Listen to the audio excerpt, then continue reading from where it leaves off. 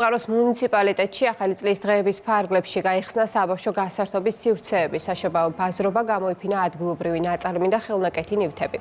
თოვლის ბაბუამ პატარებს საჩუქრები დაურიგა. გაიმართა ორკესტრისა და კოსტიუმირებული გმირების მსვლელობა. ილუზიონისტების შოუ ღონისძიება დასრულდა გალა კონცერტით, რომელშიც ადგილობრივი შემსრულებლებთან ერთად მონაწილეობდნენ თეატრალური კვარტეტი, ანსამბლი გორდელა და ჯგუფი გუფილენდი.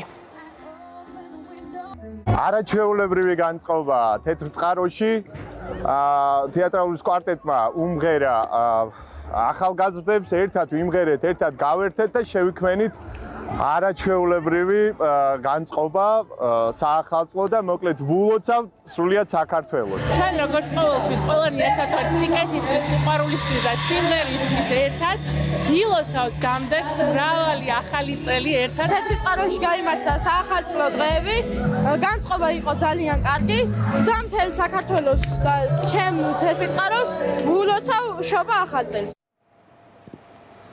კარელის ცენტრში